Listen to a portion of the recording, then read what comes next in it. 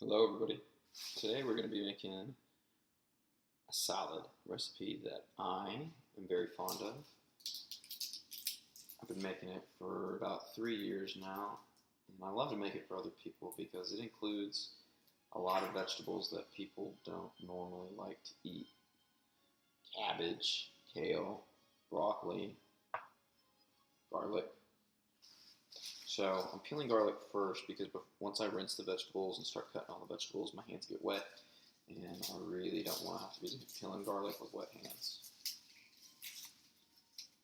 So I'm just peeling about 2 to 3 cloves now, and you can see I got 4 bowls in front of me because I'm making the salads for the week. And I'll show you my salad dressing that I make at the very end, but you do not have to put the dressing on the salad when you store this. You could store it dry, theoretically, but I like to because this is going to sound weird, but I don't mind the sogginess of the salad. I don't. Especially like the day 3 or 4 salad. It's just like, it turns into like a coleslaw. Yummy, actually. It's cold, refreshing, enjoyable. Okay, so garlic in a salad. Why that? Well,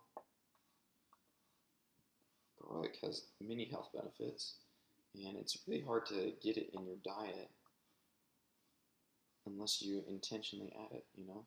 It's not like I'm having garlic and potatoes, or I'm having a garlic salad. You really gotta add it, and you don't get the health benefits that you get from garlic from the garlic powder. So that's why I'm a big fan of just cooking with it. So I'm just dicing the garlic up. I diced about 3 cloves up because, like I said, I'm making 4 salads. And I cut this up really finely. Like, I'm talking super fine. And in the salad, the garlic gives it an amazing flavor. It gives it this umami taste, but a little spicy, a little savory, and just really complements the vegetables. Plus, you get a lot of the health benefits of garlic, which you may be asking, well, what are the health benefits of garlic? Well, garlic has a lot of inulin in it, which is a type of fiber that is good for your blood sugar. Helps mitigate any blood sugar fluctuations. And y'all know that I'm big on minimizing that. Alright, so we're just going to put that much in there. That much in there. Half in there. The other half in there. And this one looks like it got the least, so you get the rest. Okay. One of the things I forgot to do, I'm going to get them out right here, is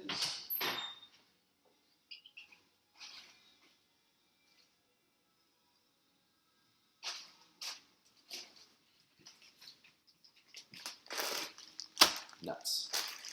These are just whole, raw almonds. Just put about a handful in each one.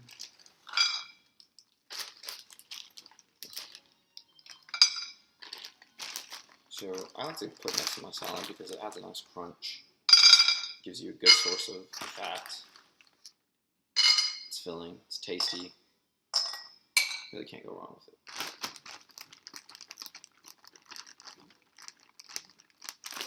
Now, one of the reasons I put the almonds in the salad at the bottom is because I'm going to put the dressing in, and the dressing is going to help soak the almonds, and soaking the almonds, very important. Breaks down the fiber, makes them more digestible, and allows you to actually absorb those nutrients in them.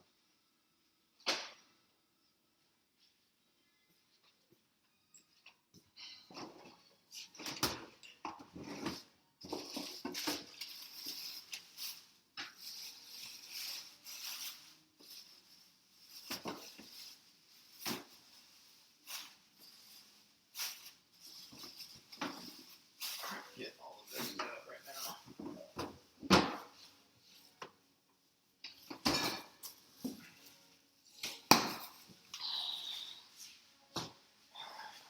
to like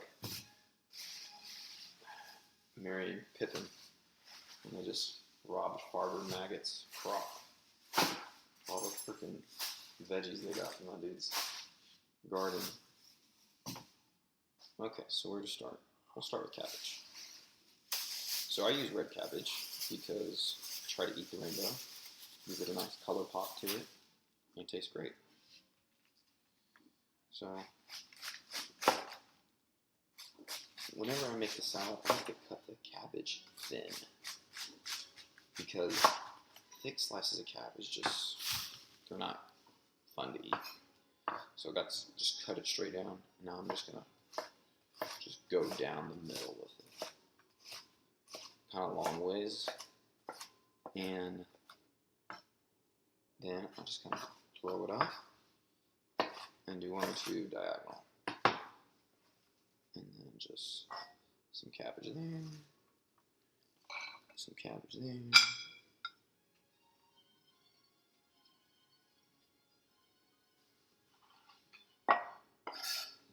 So, fun fact, if you get gassy from cabbage, from broccoli, or from Brussels sprouts, that's because they are considered cruciferous vegetables, which is a classification of vegetables that is referring to something cruciferous form. I don't know. Look at that. That looks cool.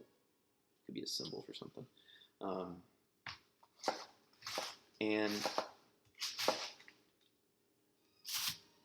the reason you get gassy is not because that they're cruciferous, it's because there's a certain polysaccharide in all those that our gut can't really digest well at all. It's called raffinose. And raffinose is the reason you get a little gassy after you eat this.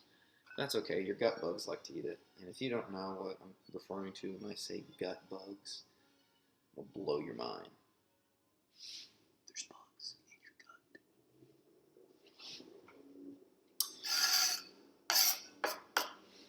gut. Microbiota. You should give it a Google. You should read some books on it. And you should eat to feed them, because they are your friends. Okay, next we're going to do carrots.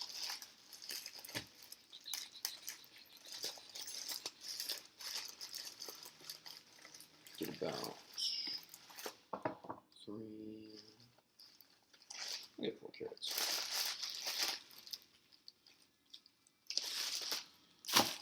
So I'm going to rinse these carrots, take the top off, take the bottom off, and then we'll get chopping.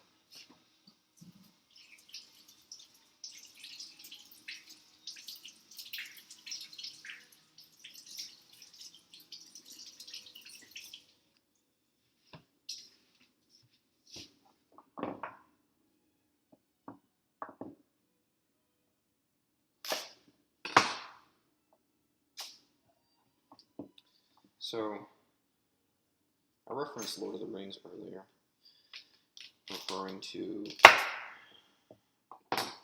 probably not the safest way to cut the carrots off, but this video isn't how to use a knife properly. This video is how to make a salad and live a better life. Okay, I referenced Lord of the Rings earlier, the gardening scene, and I want to talk to y'all today about a mind analogy that I use in my head with gardening. So, I can't take credit for this. I believe the book is Hardwiring Happiness by Dr. Rick Hanson. Highly recommend the book. It's a good book. And in it, he makes a reference to how you should walk through your mind every day as if it were a garden and tend to it as if you were a gardener. And what he means by that, and I'm going to extrapolate a little something off of what he said. I'm going to take it a step further. What he means by that is to like take in a daily internal kind of stroll through your mind. See how you're feeling. See how your emotions are. Your internal state, your psyche. Are you upset? Are you angry? Are you hungry? Are you scared? Are you apprehensive? Are you happy? Are you joyful? Full of sorrow? Etc., etc. um, and tend to it like you're a gardener. So like a gardener would do, you would water the things that you want to water, the things that need to be watered. These could be your virtues, like honesty, compassion, altruism, or you could prune the things that need to be pruned. You don't want weeds in your garden. You don't want jealousy, resentment, bitterness in your garden. So you would prune those. You would take them out. Beautiful imagery. A little bit of poetry too, but beautiful imagery. And here is where I'm going to make the stretch. So he suggests to do this because he says that doing so just, it's fun and it gives you a bit of internal reflection, kind of forces you to think about how you're feeling and how you want to feel and the actions you have to do to take to do so. And here's where I'm going to make the stretch. I think doing so actually sets you up for success in terms of your psyche and in terms of achieving your psychological goal, whatever that may be. And here's why I think so. Because when you do that, when you internalize that image in your head of you, say we're pruning here. Let's say that this leaf of kale is a jealous leaf of kale. And we all have jealousy for whatever reasons. Everyone experiences jealousy in your life. And if you don't, you're lying because you do. Let's say we're internalizing this in our head and we see this little leaf. This is our jealous leaf. We're growing a jealous leaf. We're growing a jealous bushel of kale. And you don't want it because this kale starts growing into tons of other bushels. It's just going to become too much to manage. So this is why you need to daily walk through your garden. Prune the jealous leaf of kale. Imagistically, doing this in your head, seeing that you're removing a weed or a leaf, it doesn't matter what it is, seeing that you're doing so, that you have done that, pruned it, removed it, and associated this with jealousy, I believe that is an inkling into actually fulfilling that behavior in your life. So I'm just rinsing the kale.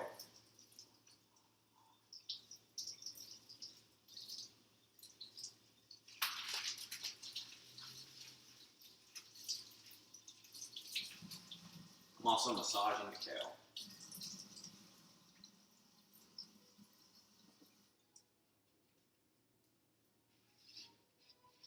So, y'all know I'm big fans of massaging kale. You're breaking down all that cellulose, you're tearing it apart, you're making it easier to digest, you're allowing your body to actually get some hormetic stress on a cellular level, and you're really just making it tastier too. Because kale's a rough vegetable. When you do this and you massage it, get the tasty, guys. So I'm just massaging a little bit, but think about that, okay? Think about this. In your head, you visualize yourself removing a jealous leaf. You visualize yourself removing some aspect that you don't want.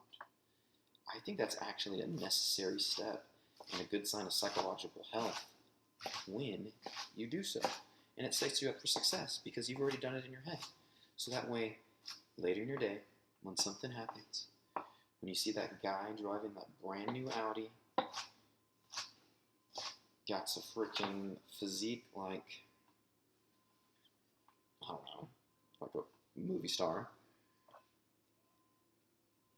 and you're jealous, you pluck that leaf of kale, and you say, no, no, no, I'm not going to let you grow. And I think to do so it's healthy. It's a good idea. I think we should all try to do it. Because from an evolutionary psychology perspective, jealousy stems out of comparison. It stems out of comparing what your neighbor has with what you have. because, you know, in speaking in terms of our neurology, these leaves of kale are very rough, so these are definitely going to need to be massaged thoroughly. Speaking in terms of our neurology, we're built on a hunting-gathering platform, and comparison actually had an evolutionary advantage, because if you looked at what your neighbor had and what you had, you were able to kind of stack up. Am I doing as well as they are? Am I not doing as well as they are? You know, maybe they know something I don't. Maybe they're a threat. Maybe they can aid me, etc., etc., etc. And to some aspect, comparison is still okay if it doesn't leave you down into the pangs of jealousy. Because jealousy is a seed, ladies and gentlemen. It's a seed. And that seed gets planted, it's going to grow. And jealousy grows and grows and grows. And eventually it turns into rage, it turns into bitterness, it turns into resentment. And those all lead down paths of immoral decisions, and decisions that if you act upon, you're going to regret later.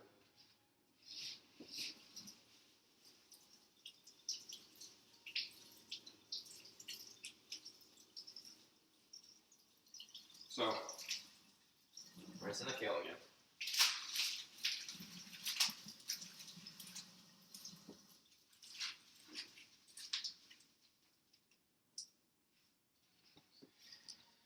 And, I mean, come on, people. It's just unrealistic to say, I figured out how to not be jealous. No. No. Jealousy is going to come and go just like the wind. There's no getting rid of it. It's part of living with other humans. It's not going away. So you learn how to deal and cope with it, be with it, acknowledge it, and then you prune it. You pluck that little piece of kale out and you say, no, no, no, not today, Satan.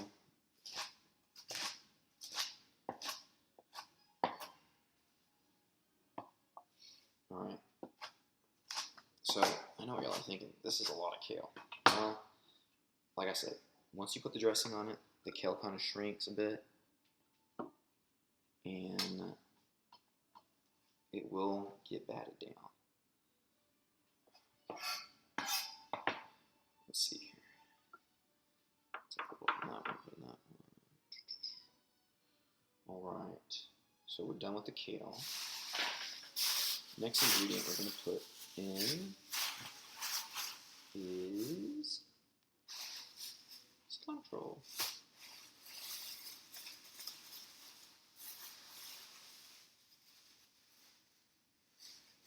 If you've never put cilantro in a salad, you're missing out.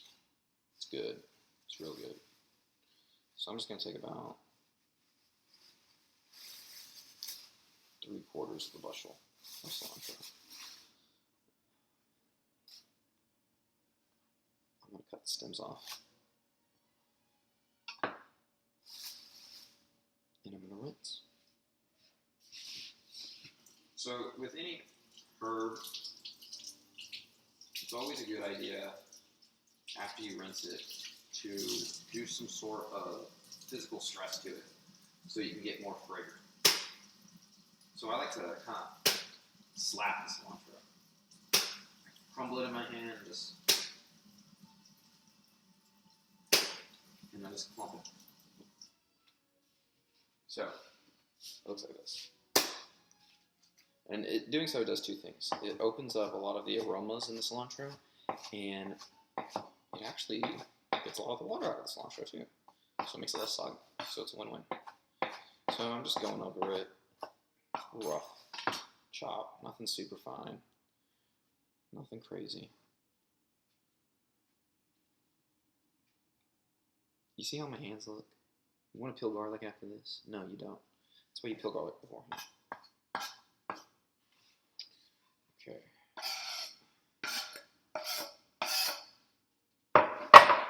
So I know what you're thinking. Man, this looks good. But why is he making 4 days worth of it? And I'll tell you why. Because I eat this pretty much every day. Every day. Unless I'm going out to eat or going to visit family or friends. I'll do that. So now we got broccoli. The broccoli.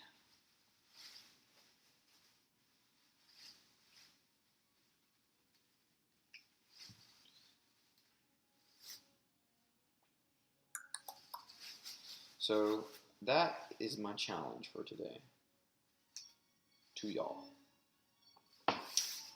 To picture in your mind a garden and picture yourself tending to the garden.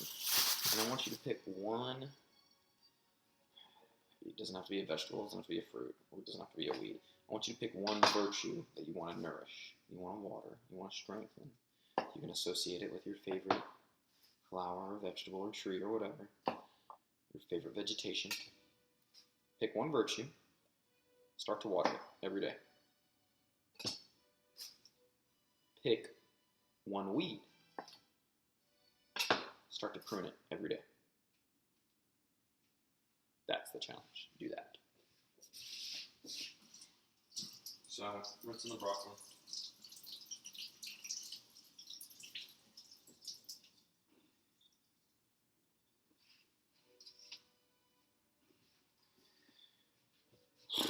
Okay, here's the best way that I like to get broccoli from the giant form that's in here to an actual digestible form.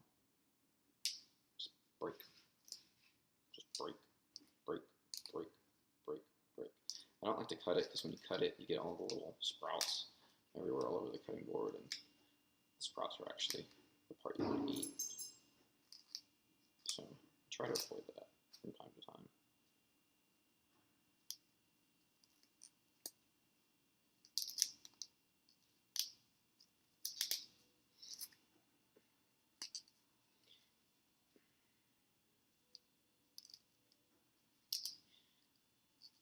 Fun fact, this salad right here, like these 3 salads specifically, I will only eat, that will be my only meal of the day for that day. Some days that I work, just because on days that I work I'm really busy and I don't have time to sit down and eat a meal when I'm at work, so I always eat beforehand, and it gives me good energy throughout the day. And you'll see that I load this thing up with olive oil, just like drown it in olive oil.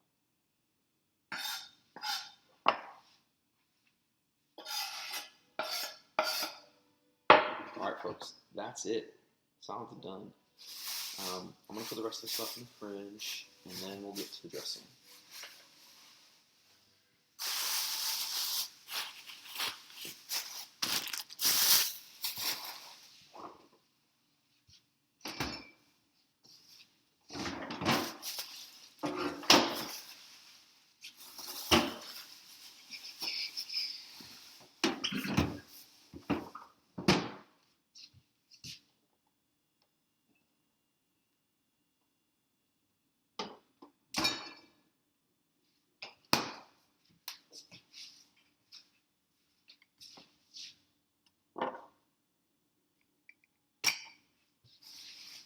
Okay, so you can use lime or lemons, does not matter. Any form of citrus will work good in the salad. I'm just rolling the lime so I can get more juice out of them. There is one ingredient that I don't have that I like to put on this salad, and it's optional. I mean, everything's optional. Obviously, if you have an allergy to broccoli, you know, life was probably more convenient for you growing up. But if you have that allergy, you don't have to put broccoli in the salad. That's stupid. We're not going to be stupid here. We're going to be better humans, better gardeners. Remember, we plucked that stupid weed out. So I'm just squeezing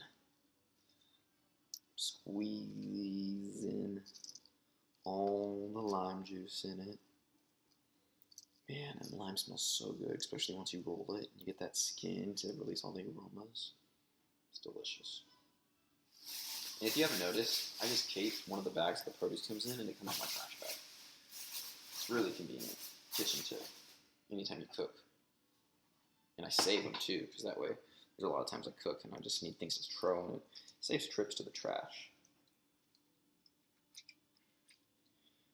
So I do about half a lime per salad. You can do more or less. It's optional, depending on how much you like the citrus is. One of the reasons I like limes is they're cheaper, you know, And unfortunately, I'm not financially secure enough to where I can afford to put lemons on my salad. So they're cheaper, and most of them don't have any seeds. So you don't have to worry about you don't have to get that seed thing. It's we know with lemons, back when I was living large and I had to do that with lemons, it actually made an extra thing to clean. So I'm okay with not being able to put lemons on the salad.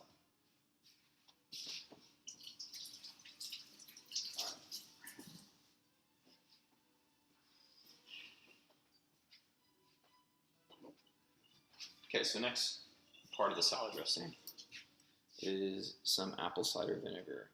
The important part here is right there with the mother. You want that. Because the mother lets us know that it's unpasteurized and you're getting a lot of the benefits from apple cider vinegar. And it just gives the salad a good tang. And then, I mean,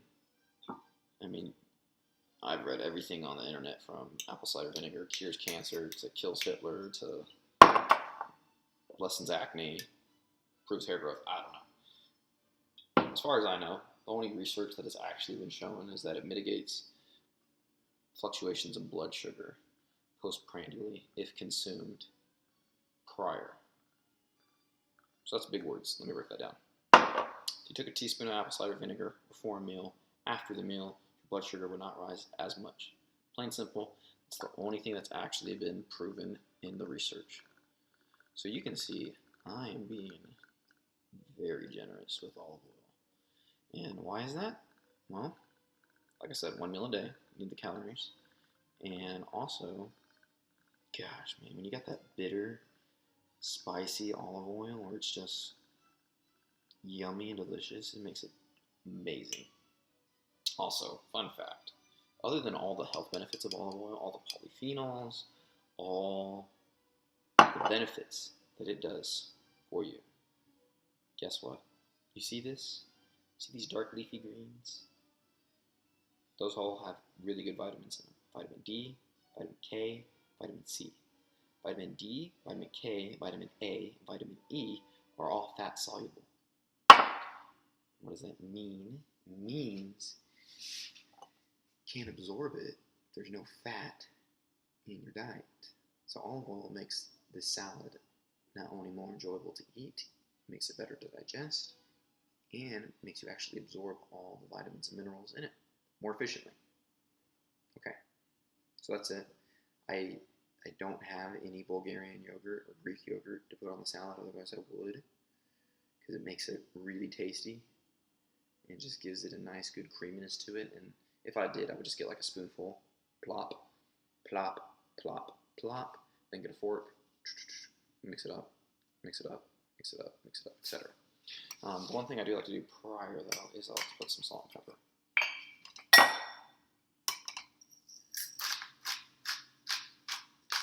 And like I said, so this is,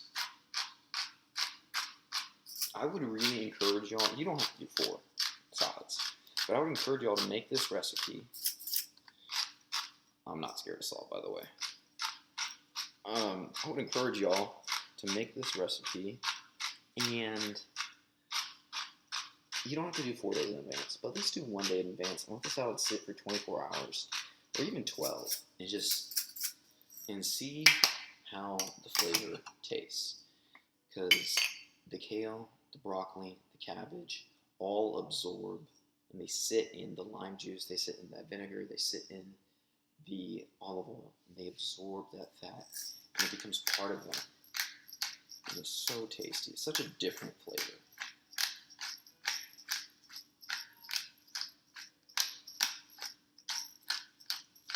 So I know what you're thinking. Still, this is all you eat for 1 day? Yes. Okay, now what's not pictured is probably about 800 calories worth of protein that I'm eating with this in that meal. This could be 2 giant salmon fillets and some eggs. This could be half a pound of ground beef. This could be a steak. Doesn't matter. I do eat a lot of protein with this salad. Sometimes I put it on the salad. Sometimes I put it on a separate plate. Depends on how I'm feeling. Alright folks, that's it. thanks for watching. I hope you all have a good day, and remember, be a gardener. Be a gardener. Water one, prune one. Friends, I regret to inform you that I forgot the most important ingredient in my salads that I just made and showed you. It doesn't happen often, but I do make mistakes. And I forgot to tell you that the essential ingredient that goes on the salad actually goes when you eat the salad. You can't put it on the salad right now. It needs to be done at the time of consumption, because if you don't, it goes bad. And that would be avocados. It's the most important ingredient probably in the whole salad. And you cut it up and you put it on the salad, and then you enjoy the salad. But I'm ashamed that I forgot to mention the most important ingredient to go on that salad. So forgive me. I'll try to weed out the forgetfulness weeds in my mind when I go gardening tonight. So remember that, and garden your minds.